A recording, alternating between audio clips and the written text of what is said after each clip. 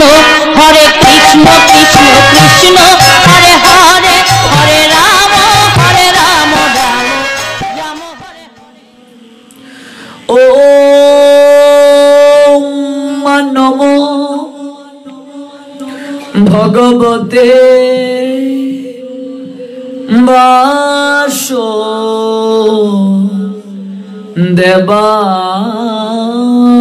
বাসুদেবায় ওম নমো ভগবতে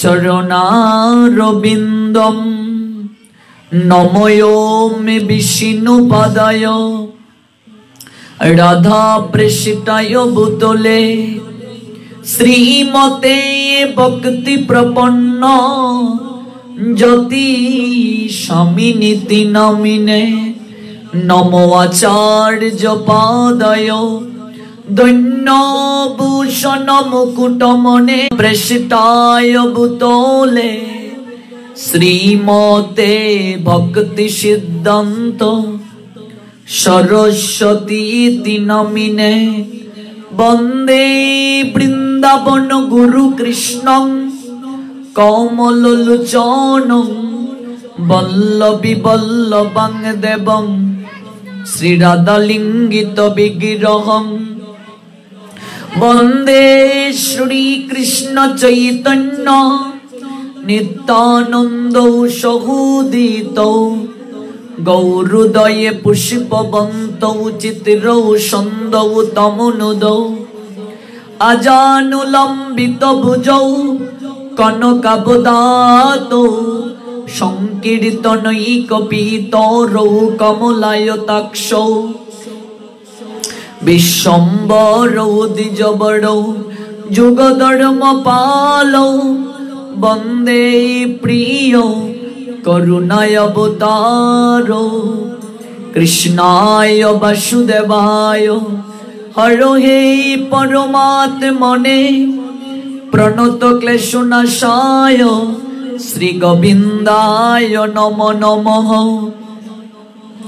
তপ্ত কাঞ্চন গৌরাঙ্গী রাধে বৃন্দাবনেশ্বরী বৃষভানুসুতে দেবী প্রণমামি হরি প্রিয়ে বৃন্দাবৈ তুলসী দেবৈ প্রিয়া বৈ কেশব শৌচ কৃষ্ণ ভক্তি প্রদে দেবী সত্যবত্যৈ নমো নমঃ শ্রীরূপী শ্রী সনাতন ভট্ট রঘুনাথ শ্রীজীবী গোপাল ভট্ট দাস রঘুনাথ আমি এই ছয় গুসার করি চরণ বন্দ জাগতে বিঘ্ন নাশ অবিষিত পুর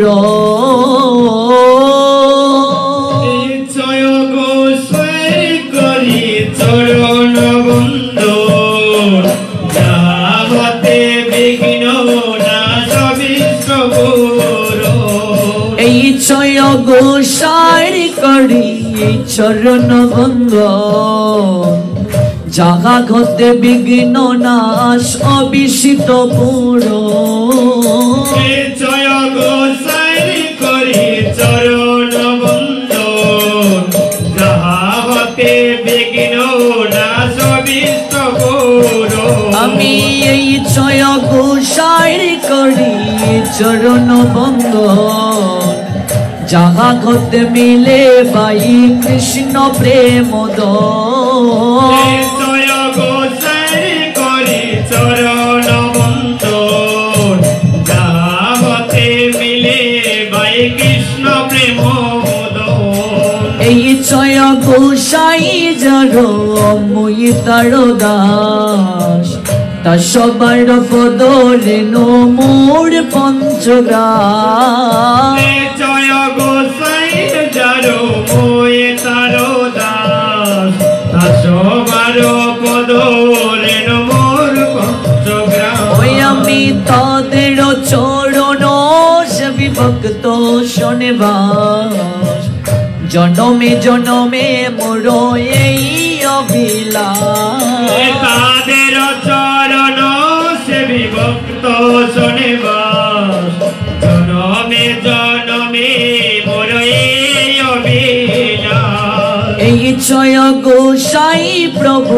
মোরে করো দয়া চরণে শরণ নিলাম দাও পদ ছায়া জয় গোসাই প্রভু মোরে করো দয়া চরণে শরণ নিলাম দাও পদ ছায়া এই জয় গোসাই যবে ব্রজে কইলা বাস রাধা কৃষ্ণ নিত্য লীলা করিলা প্রকাশ জয় গোসাই যবে ব্রজে কইলা বাস রাধা কৃষ্ণের নিত্য লীলা করিলা প্রকাশ নইলে কে ভজনি লেকে বাজানিত নইলে কে ভজনি তো কে বাজানিত বৃন্দাবনের যুগল ভজন কে ভজনি তো বৃন্দাবনের যুগল ভজন কে বাজানিত আমার ছয় গোসাই না জানালে কে ভজনি তো জয় গোসাই না জানালে কে বাজানিত এই ছয় গোসাই যবে ব্রজে কইলা বাস রাধা কৃষ্ণ নিত্য লীলা করিলা প্রকাশ জয় গোসাই যবে ব্রজে কইলা বাস রাধা কৃষ্ণের নিত্য লীলা করিলা প্রকাশ মনের আনন্দে বলো হরি ভজ বৃন্দাবন শ্রী গুরু বৈষ্ণব পদে মজাই আমন আনন্দে বলো হরি ভজ বৃন্দাবন শ্রী গুরু বৈষ্ণব পদে মজাইয়া মনের আনন্দে বলো হরি ভজ বৃন্দাবন শ্রী গুরু বৈষ্ণব পদে মজাই আমন আনন্দে বলো হরি ভজ বৃন্দাবন শ্রী গুরু বৈষ্ণব পদে মজাইয়া মনের আনন্দে বলো হরি যাদের মনে আনন্দ আছে তারাই কেবল হাত তুললেন আর যাদের মনে আনন্দ নেই তারা হাত তুললেন না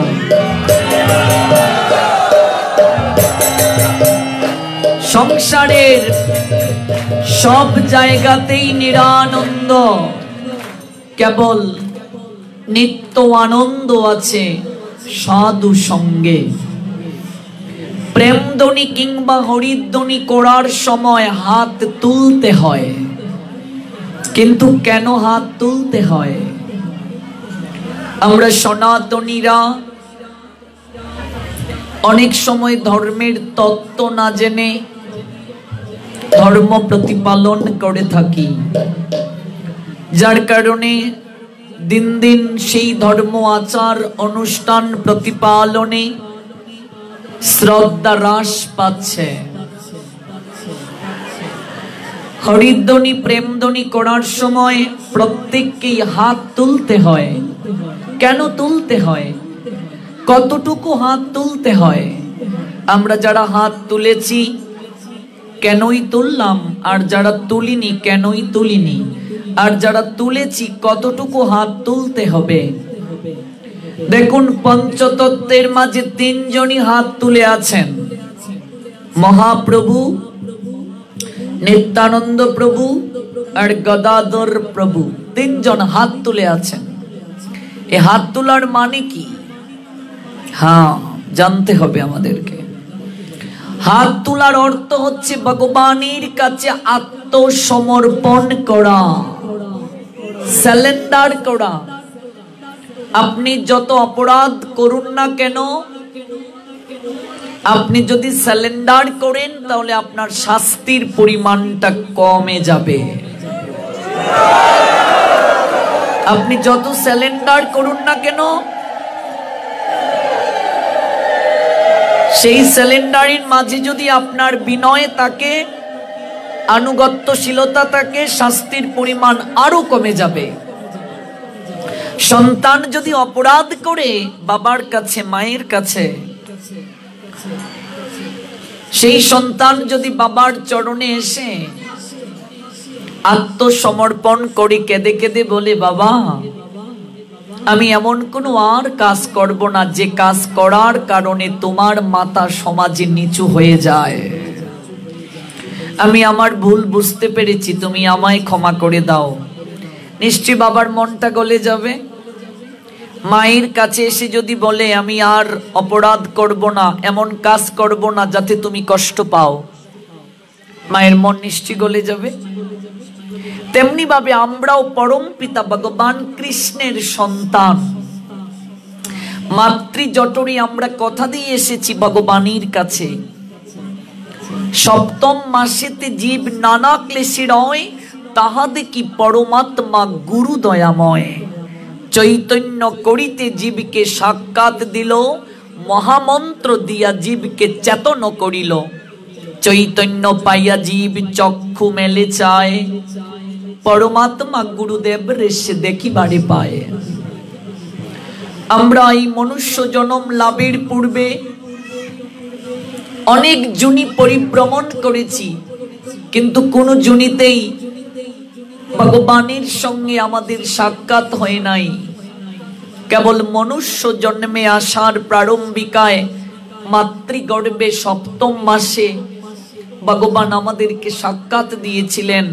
অন্ধকার প্রকোষ্ঠে যখন আমরা ছিলাম, সেদিন কাতর স্বরে ভগবানের কাছে প্রার্থনা করেছিলাম, হে প্রভু, এই অন্ধকার প্রকোষ্ঠ থেকে তুমি আমাকে উদ্ধার করে আলোর জগতের সন্ধান দাও। ওই জায়গায় গিয়ে আমি তোমার সমস্ত আদেশ মেনে চলব, আমি তোমার সব কথাকে প্রতিপালন করব।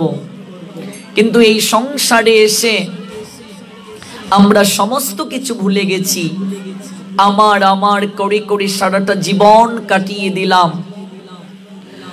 সবকিছুই আমার, আমার পুত্র, আমার কন্যা, আমার বাড়ি, আমার ব্যবসা, আমার চাকরি, সবকিছুই আমার।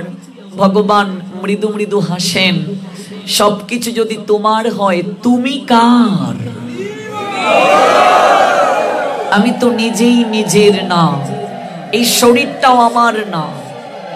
যে শরীরটাকে আমরা সারাটা জীবন মরিয়ে গসিয়ে পরিষ্কার করে রাখি, অন্তিমে এই শরীরটাও আমাদের সঙ্গে বিশ্বাসঘাতকতা করে, ওই শরীরটাও থেকে যায়।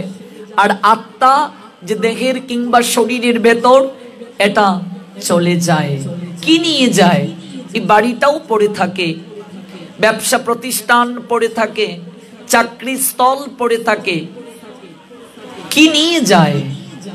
এই কাপড়টাও তো নিয়ে যায় না, সুচাগ্র পরিমাণ মৃত্তিকাও নিয়ে যায় না, যায় কেবল সৎ কর্ম। আমার জীবনে আমি কি ভালো কর্ম করেছি, কি খারাপ কর্ম করেছি, এই কর্ম ফসল কেবল আমাদের সঙ্গে যায়। এই যে ভগবানকে কথা দিয়েছিলাম, আমি যা খাবো তোমায় দিয়ে খাবো, তোমার সমস্ত আইন মেনে চলবো, আমরা সব ভুলে গেছি অজ্ঞানতার বশবর্তী হয়ে। এই জন্য দিন শেষে অন্তত সন্ধ্যায় একটিবার এই দুটি হাত তুলে ভগবানের কাছে আত্মসমর্পণ করে মার্জনা চাওয়া উচিত। হে গোবিন্দ, তোমার একটা আদেশও তো প্রতিপালন করতে পারলাম না, সংসারে হেলায় হেলায় জীবনকে কাটিয়ে দিলাম, কৃপা করো যেন তোমার আদেশকে প্রতিপালন করতে পারি। এ হাত তোলার অর্থ হচ্ছে ভগবানের কাছে আত্মসমর্পণ করা। এবার কতটুকু হাত তুলতে হবে, আর হাত না তুললে কি হবে? আগে আমাদেরকে জানতে হবে যে হাত কেন দিয়েছেন ভগবান, পা কেন দিয়েছেন, অঙ্গ প্রত্যঙ্গগুলো কেন দিয়েছেন আমাদেরকে। হাত দিয়েছেন হাতে তালি দিয়ে কীর্তন করার জন্য। দশে পাঁচে মিলে সবে দাঁড়িতে বসিয়া কীর্তন করো সবে হাতে তালি দিয়া। অন্তত সারাদিন যদি সময় নাও পাই, আমি সন্ধ্যায় সবাইকে নিয়ে একটু বসবো দরজার সামনে, মৃদঙ্গ যদি না পাওয়া যায়, ঝাঁজ যদি না পাওয়া যায়, করতাল যদি না পাওয়া যায়, অন্তত হাতে তালি দিয়ে হলেও একটু কীর্তন করতে হবে। হাতে তালি দিয়ে কীর্তন করলে হাতের রেখা পরিবর্তন হয়ে যায়। হাত দিয়েছেন ভগবানের বিগ্রহের শৃঙ্গার করার জন্য, ভগবানের জন্য প্রসাদ রান্না করার জন্য, সাধু ভক্ত বৈষ্ণব গুরুদেবের সেবা করার জন্য। এই পা দিয়েছেন পাদারা ঘেঁটে ভগবানের মন্দিরে যাওয়ার জন্য, যেখানে সাধু সঙ্গের আয়োজন করা হবে সেই জায়গায় যাওয়ার জন্য। এই চোখ দিয়েছেন ভগবানের বিগ্রহকে দর্শন করার জন্য। আমরা এই চোখ দ্বারা যত ভগবানকে দর্শন করব, সাধু ভক্ত বৈষ্ণবকে দর্শন করব, আমাদের চোখ ত্রুটি মুক্ত হবে। এই কান দিয়েছেন ভগবানের কথাকে শ্রবণ করার জন্য, নাসিকা দিয়েছেন ভগবানের চরণে অর্পিত তুলসী পত্র পুষ্পের ঘ্রাণ নেয়ার জন্য। এই প্রত্যেকটা অঙ্গ প্রত্যঙ্গ ভগবানের সেবায় লাগানোর জন্য আমাদেরকে দেয়া হয়েছে। একটিবার ভেবে দেখুন, রেলওয়ে স্টেশনের পাশে দাঁড়ালে দেখা যায় কতজনের হাত নেই, কতজনের পা নেই। তাহলে তাদের থেকে ভগবান নিশ্চয়ই আমাদেরকে ভালো রেখেছেন। এই দুটো হাত এখনো সচল আছে, এই পা দুটি এখনো সচল আছে, এখনো কান দ্বারা শুনতে পারি, এখনো চোখ দ্বারা আমরা দেখতে পারি। তাহলে তাদের থেকে নিশ্চয়ই ভগবান আমাদের ভালো রেখেছেন। তাহলে কি কৃতজ্ঞতা জ্ঞাপন করা উচিত নয় ভগবানের কাছে? ওই কৃতজ্ঞতা জ্ঞাপন করা উচিত শরীরের বিভিন্ন অঙ্গ প্রত্যঙ্গগুলো ভগবত সেবায় নিবেদন করে। এই হাত সচল থাকার পরও যদি কেউ হাত না তুলে হরিধ্বনি করার সময়, ভগবান বলছেন পরবর্তী জন্মে আমি তাকে আর হাতই দেব না। এই পা থাকার পরও যদি কেউ হরিনাম করে নৃত্য না করে, একটু হরিনাম করে নৃত্য না করে, ভগবান আগামী জন্মে পা দেবে না, কিংবা এই জন্মেই প্যারালাইসিস করে রাখতে পারেন যদি ভগবানের প্রদত্ত এই শরীরকে ভগবানের সেবায় না লাগাই। এবার কতটুকু হাত তুলতে হবে? আমরা অনেকে এইভাবে হাত তুলি হরিধ্বনি করার সময়, প্রেমধ্বনি করার সময়, অনেকে এইভাবে, কিন্তু শাস্ত্র বলছেন হাত তুলতে হবে এইভাবে। দেখুন, মহাপ্রভু দেখিয়ে দিলেন পূর্ণ রূপে আত্মসমর্পণ। মহাভারতে আমরা দেখতে পাই কুরুক্ষেত্রের রাজসভায় দুঃশাসন দ্রৌপদীর কাপড় ধরে টানছে।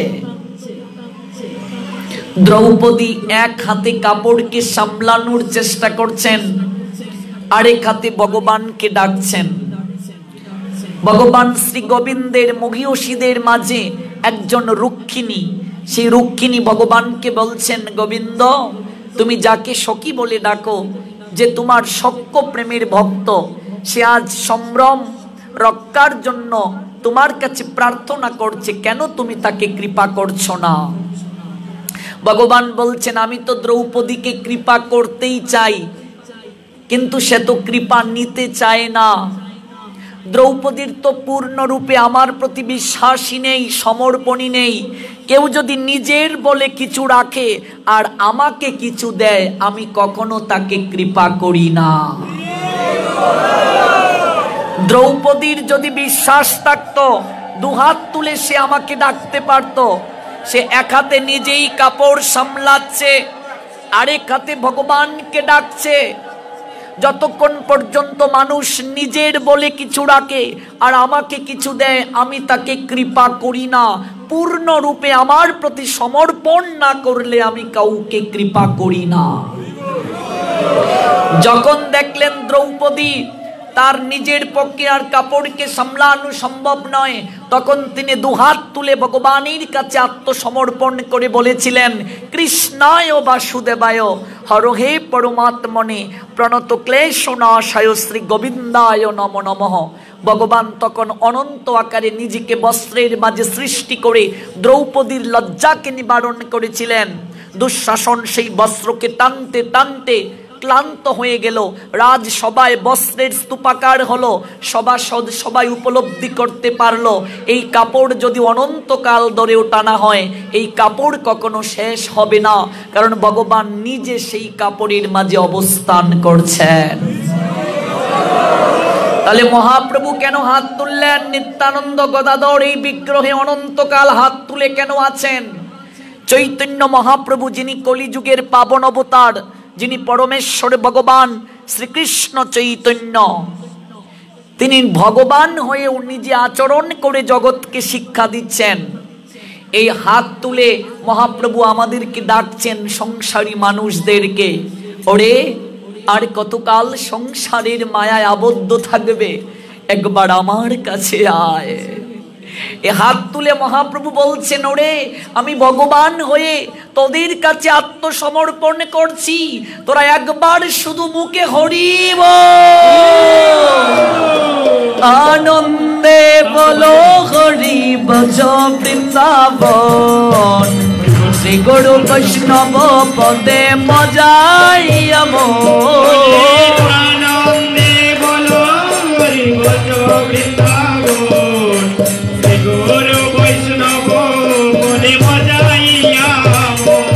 শ্রী গুরু বৈষ্ণব পদ পদ্ম করিয়াস, নাম সংকীর্তন কয়ে নরোত্তম দাস। শ্রী গুরু বৈষ্ণব পদ পদ্ম করিয়াস, নাম সংকীর্তন কয়ে নরোত্তম দাস। জয় শ্রী কৃষ্ণ চৈতন্য প্রভু নিত্যানন্দ, শ্রী অদ্বৈত গদাধর শ্রীবাসদি গৌর ভক্ত বৃন্দ। শ্রী কৃষ্ণ চৈতন্য প্রভু নিত্যানন্দ, শ্রী অদ্বৈত গদাধর শ্রীবাসদি গৌর ভক্ত বৃন্দ। জয় শ্রী কৃষ্ণ চৈতন্য প্রভু নিত্যানন্দ, শ্রী অদ্বৈত গদাধর শ্রীবাসদি গৌর ভক্ত বৃন্দ। শ্রী কৃষ্ণ চৈতন্য প্রভু নিত্যানন্দ, শ্রী অদ্বৈত গদাধর শ্রীবাসদি গৌর ভক্ত বৃন্দ। জয় শ্রী কৃষ্ণ চৈতন্য প্রভু নিত্যানন্দ, শ্রী অদ্বৈত গদাধর শ্রীবাসদি গৌর ভক্ত বৃন্দ। শ্রী কৃষ্ণ চৈতন্য প্রভু নিত্যানন্দ, শ্রী অদ্বৈত গদাধর শ্রীবাসদি গৌর ভক্ত বৃন্দ। হরে কৃষ্ণ কৃষ্ণ কৃষ্ণ হরে হরে, হরে রাম হরে রাম রাম রাম হরে হরে। হরে কৃষ্ণ কৃষ্ণ কৃষ্ণ হরে হরে, হরে রাম রাম রাম হরে হরে। হরে কৃষ্ণ কৃষ্ণ কৃষ্ণ হরে হরে, হরে রাম রাম রাম হরে হরে। হরে কৃষ্ণ কৃষ্ণ কৃষ্ণ হরে হরে, হরে রাম রাম রাম হরে হরে। ডান দিকে যারা আছেন কেবল তারা গাইবেন, বাম দিকের ভক্তরা গাইবেন না। তারপর বাম দিকের ভক্তরা গাইবেন। দেখি কে এগিয়ে আছেন। হরে কৃষ্ণ কৃষ্ণ কৃষ্ণ হরে হরে, হরে রাম রাম রাম হরে হরে। হরি বল।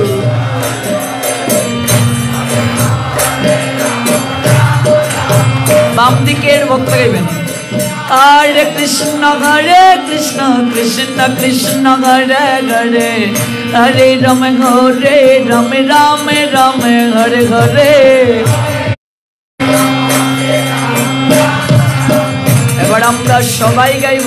হরে কৃষ্ণ কৃষ্ণ কৃষ্ণ হরে হরে, হরে রাম রাম রাম হরে হরে। হরে কৃষ্ণ কৃষ্ণ কৃষ্ণ হরে হরে, হরে রাম রাম রাম হরে হরে। হরে কৃষ্ণ হরে কৃষ্ণ কৃষ্ণ কৃষ্ণ হরে হরে, বল। হরে রাম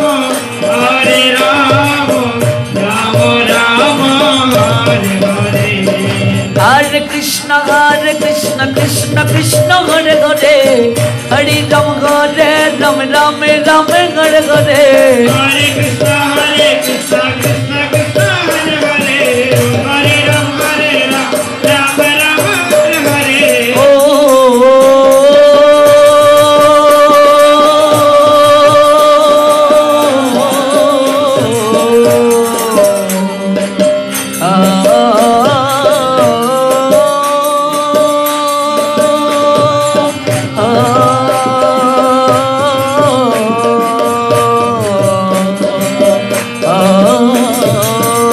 कृष्ण कृष्ण कृष्ण हरे हरे हरे राम राम राम हरे हरे हरे कृष्ण कृष्ण कृष्ण हरे हरे हरे राम राम हरे हरे हरे कृष्ण कृष्ण कृष्ण हरे हरे हरे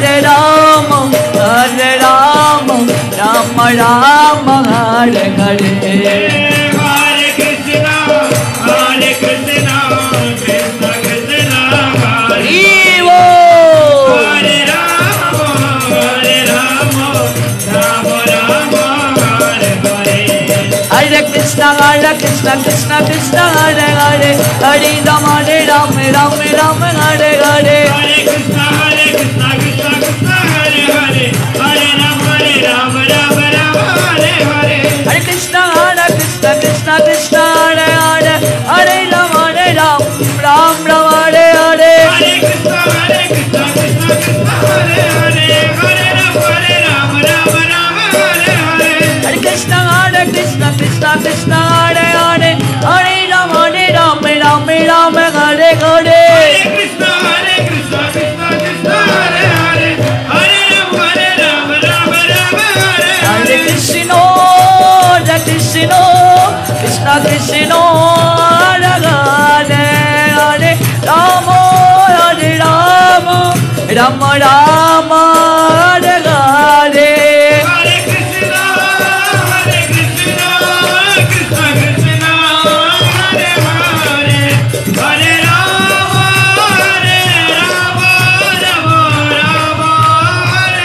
जय राधे जय राधे जय राधे जय राधे जय राधे जय राधे जय राधे जय राधे ओ राधे राधे राधे राधे ओ श्यामी राधे जय राधे जय राधे जय राधे जय राधे जय राधे जय राधे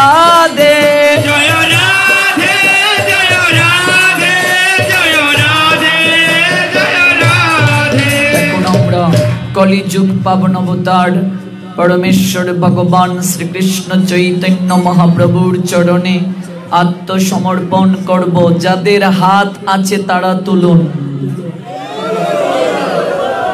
নিতাই গৌর হরি বল হরি বল হরি বল হরি বল নিতাই গৌর হরি বল হরি বল হরি বল হরি বল নিতাই নিতাই নিতাই নিতাই গৌর নিতাই গৌর নিতাই গৌর হরি বল হরি বল হরি বল হরি বল নিতাই গৌর হরি বল হরি বল হরি বল হরি গৌরী প্রেমানন্দে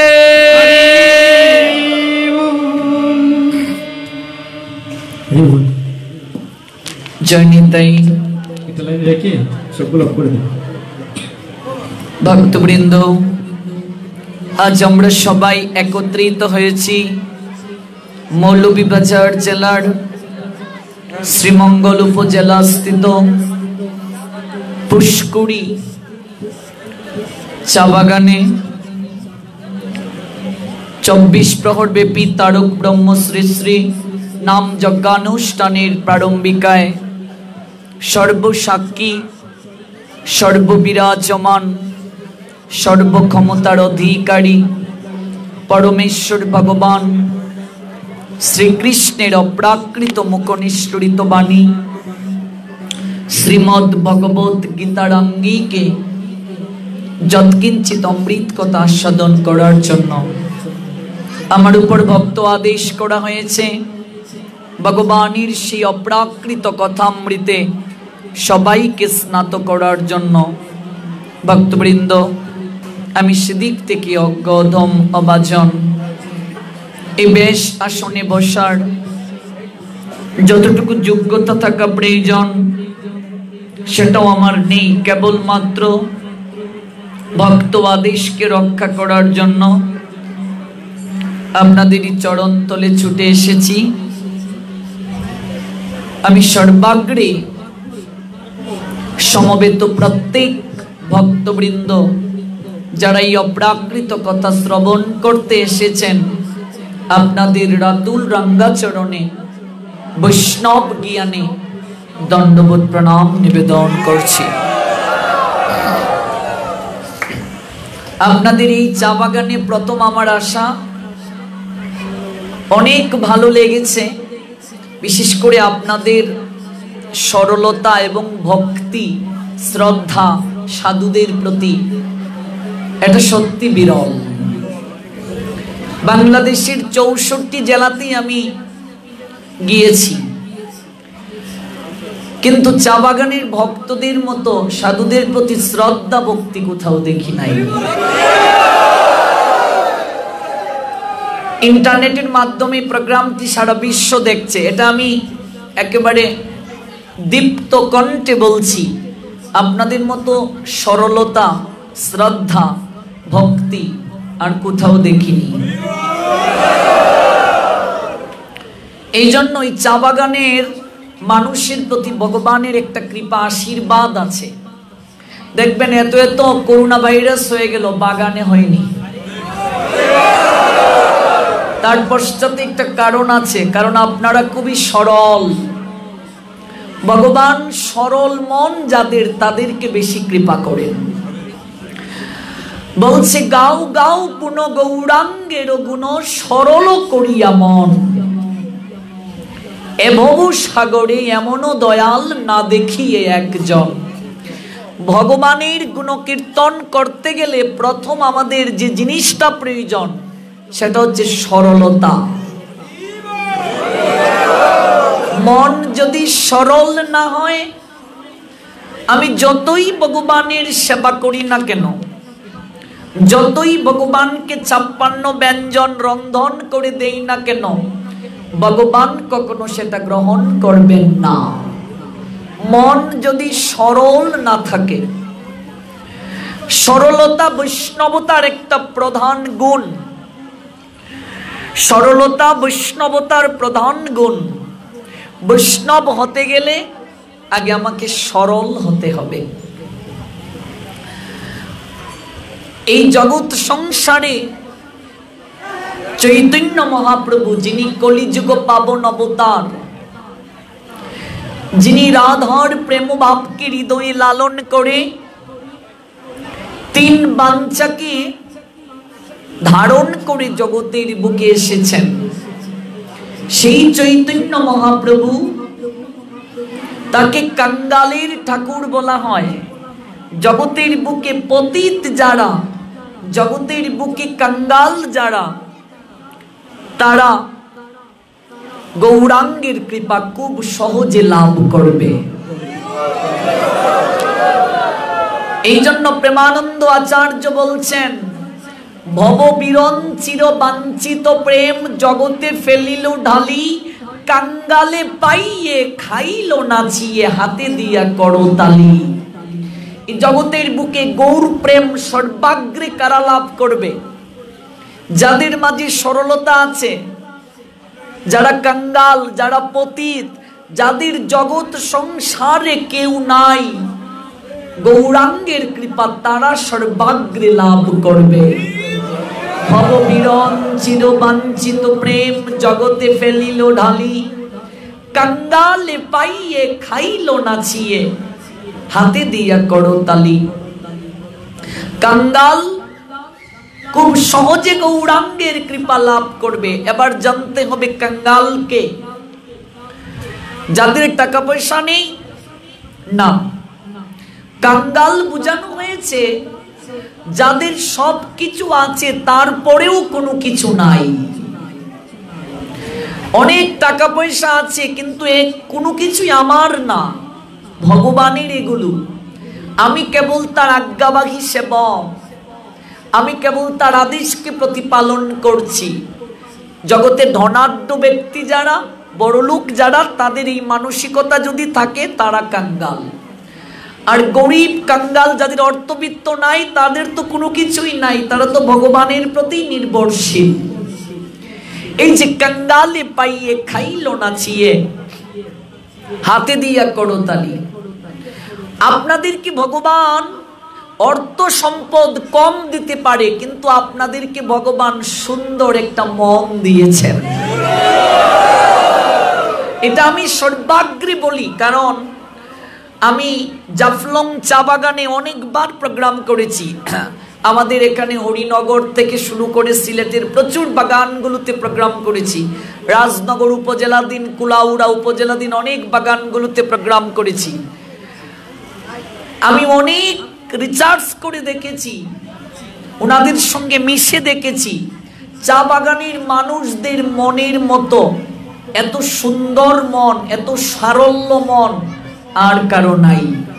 এটা সন্তুষ্টির জন্য কথাটা বলছি না, বলছি আমার অভিজ্ঞতা থেকে। আমার অভিজ্ঞতা থেকে এই কথাগুলো বলছি। জগতে ধন যাদেরকে বেশি দেন, ভগবান তাদেরকে মন দেন না। এই জন্য দেখবেন দেবী লক্ষ্মীর বাহন পেঁচা। কখনো কি ভেবেছেন লক্ষ্মীর বাহন পেঁচা কেন? লক্ষ্মীকে ধন সম্পদের দেবী বানিয়ে দিলেন ভগবান, কিন্তু তার বাহনটা দিলেন পেঁচা। কেন? অর্থ সম্পদের মালিক যারা, ম্যাক্সিমাম মানুষের মন তাকে পেচুক প্রকৃতি। এই জন্য লক্ষ্মীর বাহন পেঁচা। ভগবান সবাইকে সবকিছু দেন না। লক্ষ্মীকে অর্থ দিলেন, বিত্ত দিলেন, বৈভব দিলেন, ক্ষমতা দিলেন, কিন্তু বাহনটা দিয়ে দিলেন পেঁচা। যাও, অর্থবিত্ত বৈভব আছে, কিন্তু মন যদি পেচুক প্রকৃতির থাকে, এই অর্থ দিয়ে হবে কি বলো? কি হবে? মনটা যদি পেচুক প্রকৃতির থাকে। লক্ষ্মীকে সব দিলেন ভগবান, যে তুমি অর্থমন্ত্রী। লক্ষ্মী মানে অর্থমন্ত্রী, অর্থ দপ্তরের দায়িত্বে, কিন্তু বাহনটা দিয়ে দিলেন পেঁচা। আর সরস্বতী ধন সম্পদের দপ্তর তিনি পেলেন না, তিনি সঙ্গীত কলার দপ্তর পেলেন, কিন্তু তার বাহনটা দিলেন রাজহংস। রাজহংস কেন বাহন? রাজহংসের একটা বিশেষ গুণ আছে। গুণটা কি? দুধ আর জলকে যদি এক জায়গায় করে দেয়া হয়, তাহলে দেখবেন রাজহংস কেবল দুধটাকে গ্রহণ করে, জলটাকে গ্রহণ করে না। সংসারে ভালো মন্দ দুটোই আছে, আমাদের কেবল ভালো গুণটা গ্রহণ করা উচিত, আর মন্দ গুণটাকে পরিত্যাগ করা উচিত। এই জন্য সরস্বতীর বাহন রাজহংস। তিনি বিদ্যার দেবী। যারা জগতের বুকে শিক্ষা লাভ করবে, জ্ঞান লাভ করবে, শিক্ষিত হবে, তাদের এই উপলব্ধি হবে জগতে ভালো মন্দ দুটোই আছে, কেবল আমি ভালোটা গ্রহণ করব, মন্দটা পরিত্যাগ করব। এই জন্য রাজহংস তাদের বাহন। আবহমান কাল ধরে এই চা বাগান আপনারা অনেক কষ্টে আপনাদের জীবনকে নির্বাহ করে আসছেন। যদিও দিন পাল্টাচ্ছে, সময় পরিবর্তন হচ্ছে, অনেক সুযোগ সুবিধা অ্যাডভান্টেজ অ্যাচিভড হচ্ছে, এরপরও আমাদের ভাগ্যকে পরিবর্তন করতে গেলে আমরা যদি জগতের ভালোটাকে আমরা গ্রহণ করতে চাই, তাহলে শিক্ষার কোনো বিকল্প নাই। শিক্ষার কোনো বিকল্প নেই। এই জন্য একটা অনুরোধ রেখে আজকে গীতায় প্রবেশ করব। এটা আমি ছোটবেলা থেকেই আমি এই বিষয়গুলো নিয়ে খুবই ভাবতাম। আপনাদের এই কষ্টের জীবনের মাঝেও চেষ্টা করবেন সন্তানকে একটু পড়াশোনা করানোর, একটু শিক্ষা দেওয়ার। এই শিক্ষা যতদিন পর্যন্ত মানুষের জীবনে না আসবে ততদিন পর্যন্ত মানুষ কখনো পরাধীন থেকে মুক্তি পাবে না, ততদিন পর্যন্ত মানুষ কখনো নিজের ভাগ্যকে পরিবর্তন করতে পারবে না। এই জন্য মা সরস্বতীর কৃপা আপনাদের উপর বর্ষিত হোক।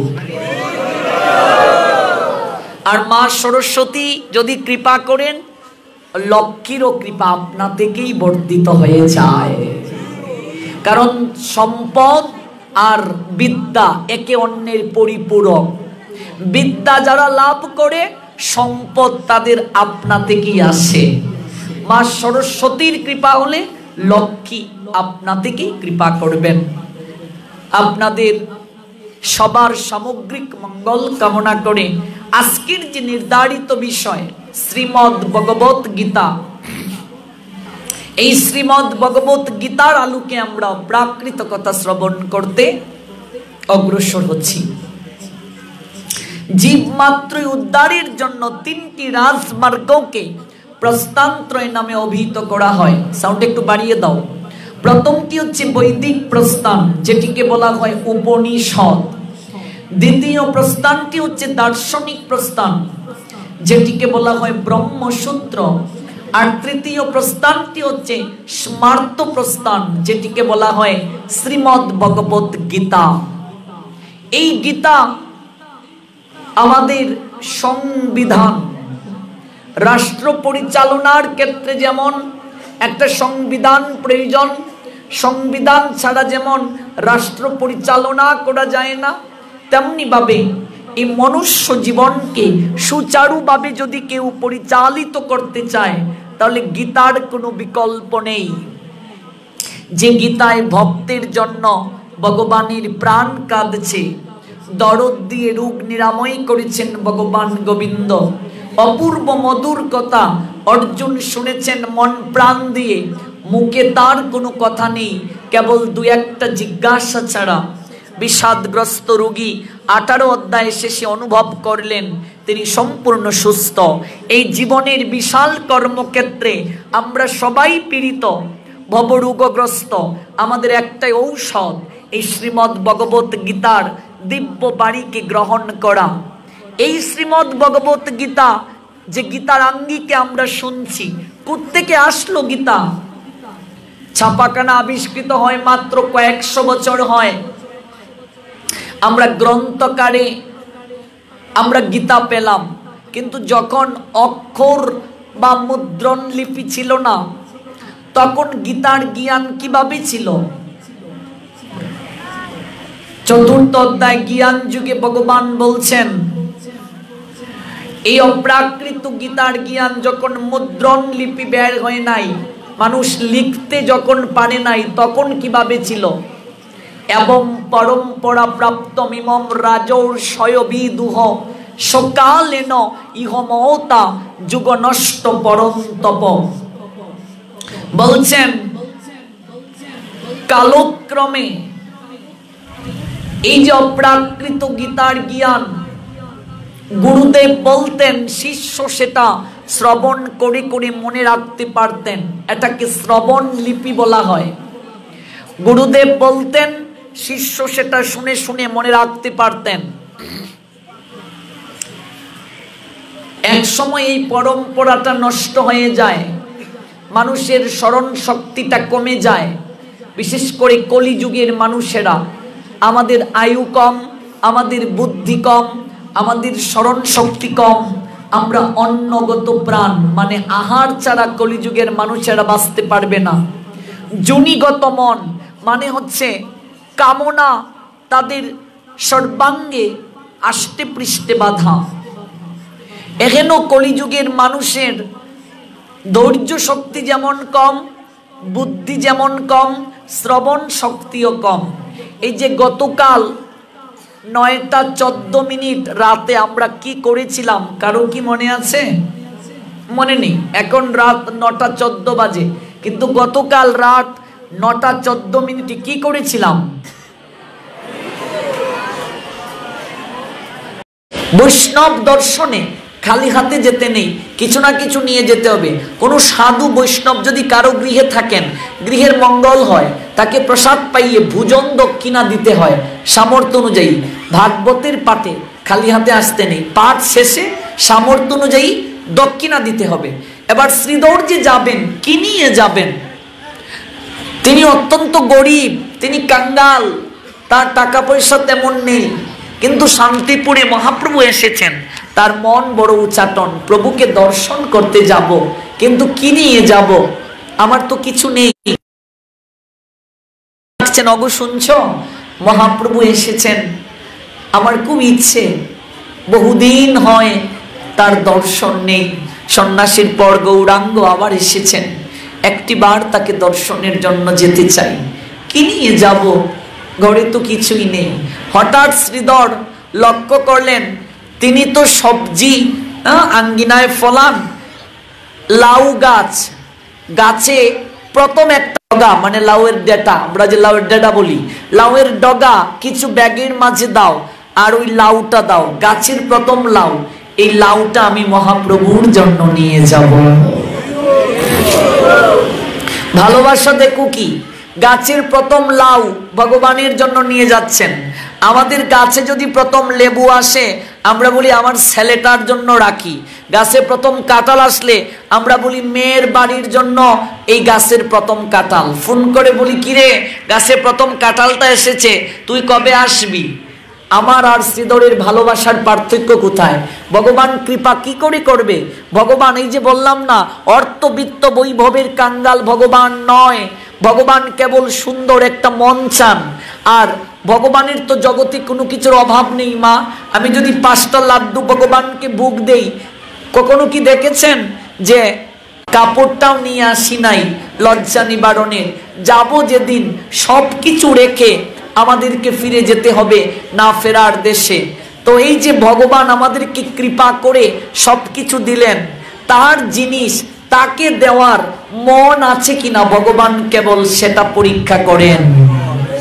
তুমি করিয়া সৃজন প্রভু করতেছ পালন, তুমি বিনা বান্ধব কেহ নাই রে ত্রিভুবন।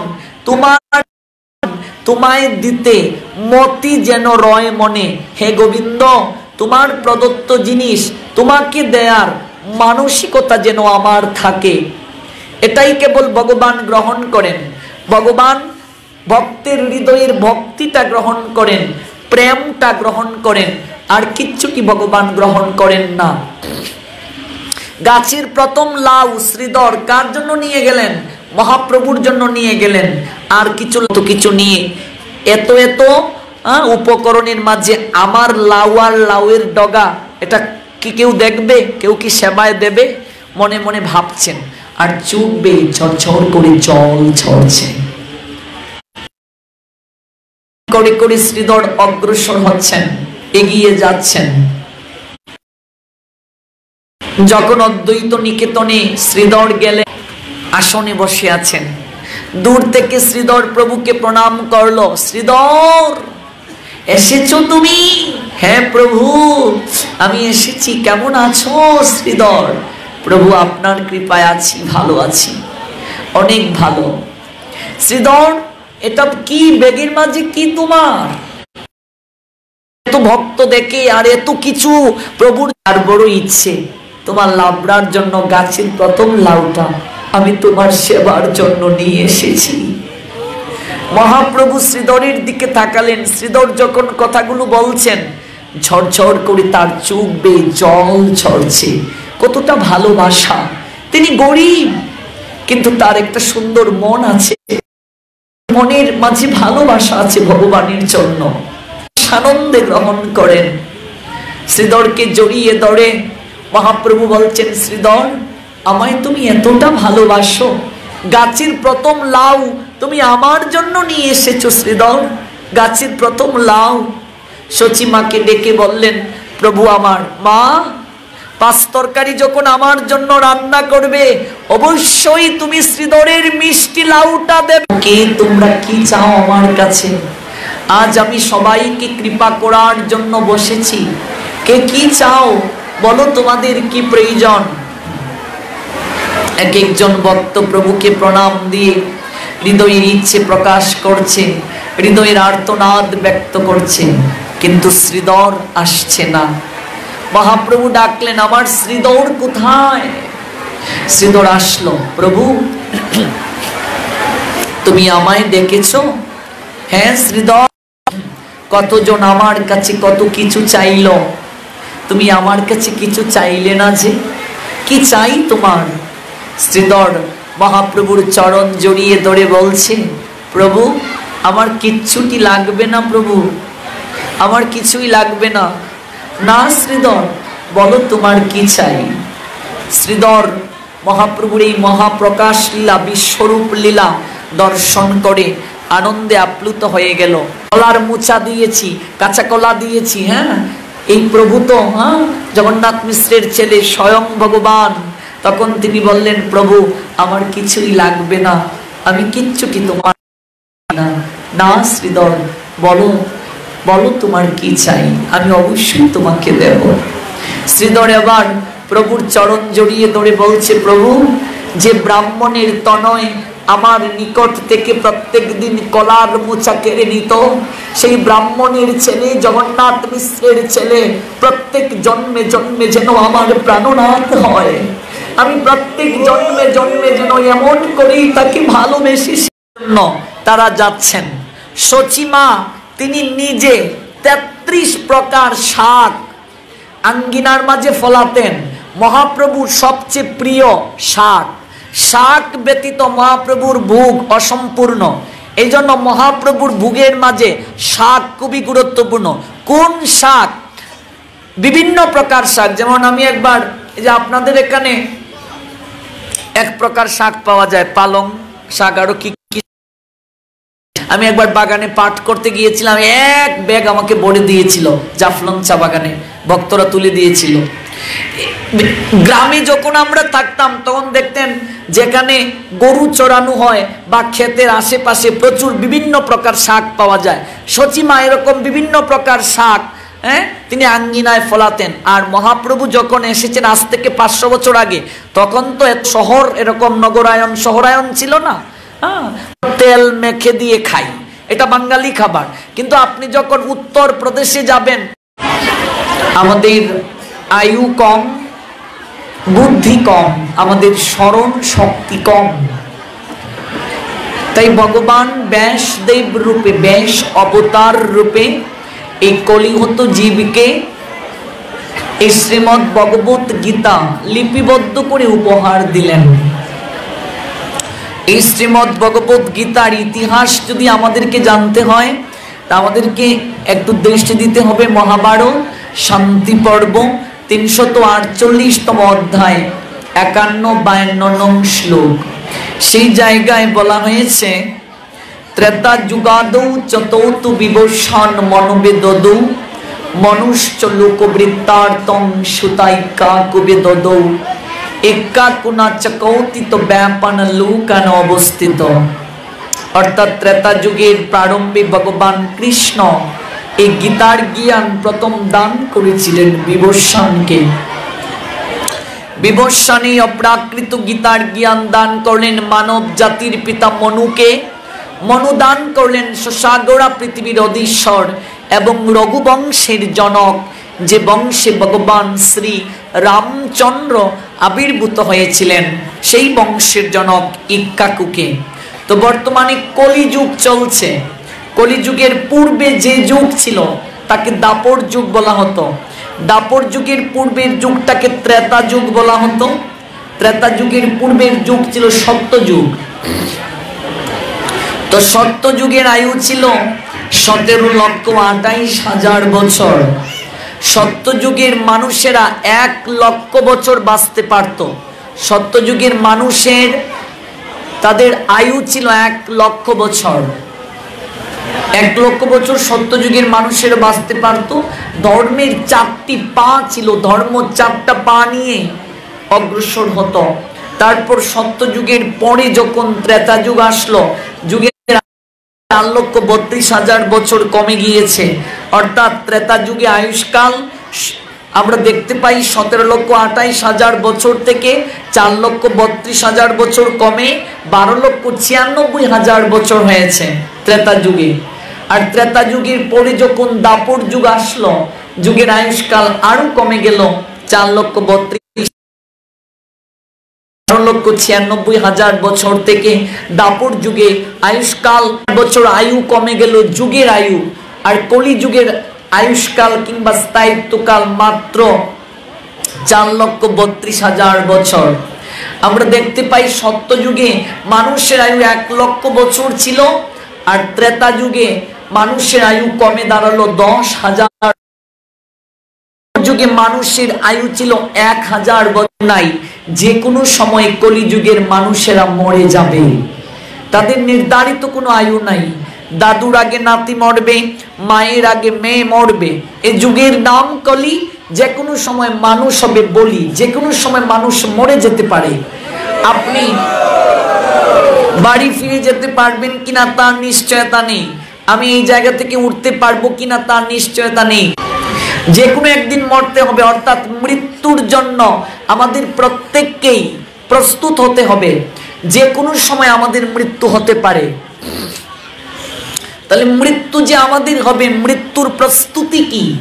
মৃত্যুর প্রস্তুতি হচ্ছে কে কতটুকু এই জগৎ থেকে ভগবত কার্য সম্পাদন করলো, এটা হচ্ছে মৃত্যুর প্রস্তুতি। কারণ মৃত্যু যখন হবে আমরা তো কোনো কিছু নিয়ে যেতে পারবো না, সবকিছু এখানেই পড়ে থাকবে।